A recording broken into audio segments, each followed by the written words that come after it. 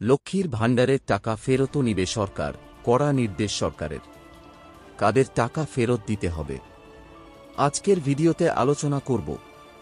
লক্ষ্মীর ভাণ্ডারের টাকা গায়েব, তদন্তের নির্দেশ দিলেন মুখ্যমন্ত্রী।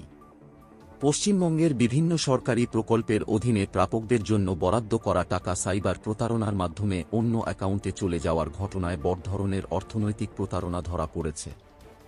লক্ষ্মীর ভাণ্ডার, বার্ধক্য ভাতা, কৃষক বন্ধু প্রকল্পের আওতায় বরাদ্দকৃত অর্থ এবং পড়ুয়াদের ট্যাব বা মোবাইল কেনার জন্য দেওয়া অনুদান আসল প্রাপকের অ্যাকাউন্টে না এসে প্রতারকদের অ্যাকাউন্টে চলে যাচ্ছে। কৃষক বাজার, এই ঘটনার পর মুখ্যমন্ত্রী মমতা বন্দ্যোপাধ্যায় দ্রুত তদন্তের নির্দেশ দিয়েছেন। দৈনিক বর্তমান সংবাদপত্রের খবরে জানানো হয়েছে, সরকারি পোর্টালে সাইবার প্রতারকরা ঢুকে প্রকৃত প্রাপকদের অ্যাকাউন্ট নম্বরের পরিবর্তে ভুয়া অ্যাকাউন্ট নম্বর যুক্ত করে দিয়েছে। এর ফলে বরাদ্দ অর্থ আসল প্রাপকদের কাছে না পৌঁছে সাইবার প্রতারকদের হাতে চলে গেছে।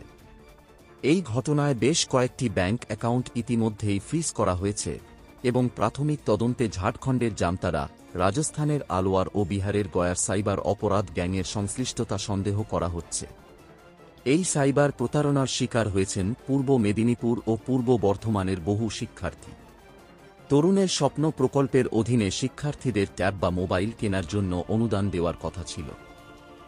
রাজ্যের 1.8 লক্ষ পড়ুয়ার মধ্যে এই প্রকল্পের আওতায় কিছু জেলার শিক্ষার্থীদের অ্যাকাউন্টে টাকা জমা না পড়ার অভিযোগ উঠে আসে। তদন্তে জানা যায়, প্রকৃত শিক্ষার্থীদের অ্যাকাউন্টের পরিবর্তে সেই অর্থ চলে গেছে প্রতারকদের অ্যাকাউন্টে।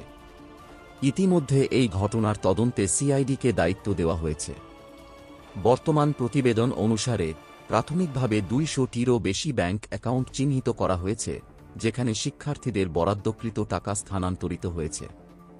ইতোমধ্যে এই 200টির মধ্যে প্রায় 800টি অ্যাকাউন্ট ফ্রিজ করা হয়েছে, যার মধ্যে বেশিরভাগ অ্যাকাউন্ট ঝাড়খণ্ড, বিহার এবং রাজস্থানের। ক্ষুব্ধ মুখ্যমন্ত্রীর কড়া নির্দেশ, দ্রুত সমাধান করতে হবে। এই বিশাল প্রতারণা চক্রের ঘটনা প্রকাশ্যে আসার পর মুখ্যমন্ত্রী মমতা বন্দ্যোপাধ্যায়, মমতা ব্যানার্জি কড়া নির্দেশ দিয়েছেন, যাতে দ্রুত এই সমস্যার সমাধান হয়।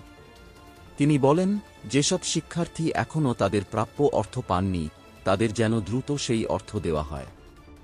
অভিযোগ জানানো শিক্ষার্থীদের টাকা আগামী সোমবার থেকেই দেওয়া শুরু হবে বলে নবান্ন সূত্রে জানা গিয়েছে। মুখ্যমন্ত্রী আরও জানান, যেসব শিক্ষার্থী এখনও তাদের ট্যাবের জন্য অর্থ পাননি, তাদের দ্রুত এই তথ্য জানিয়ে ব্যবস্থা নেওয়ার জন্য বলা হয়েছে। সাইবার অপরাধের এই নতুন চ্যালেঞ্জ মোকাবিলায় পশ্চিমবঙ্গ সরকার সক্রিয় হয়ে উঠেছে।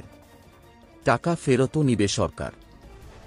ট্যাবের টাকার সাথে সাথে লক্ষ্মীর ভাণ্ডার প্রকল্পের টাকাও অনেক অযোগ্য উপভোক্তাদের ব্যাংক অ্যাকাউন্ট চলে গেছে। সেই সকল ব্যাংক অ্যাকাউন্ট থেকে টাকা ফেরত নেওয়ার প্রক্রিয়া শুরু করবে প্রশাসন। যে সকল উপভোক্তারা যোগ্যভাবে লক্ষ্মীর ভাণ্ডারের টাকা পাচ্ছে তাদেরকে টাকা ফেরত দিতে হবে না, বা তাদের ব্যাংক অ্যাকাউন্ট থেকে কোন টাকা ফেরত নেবে না।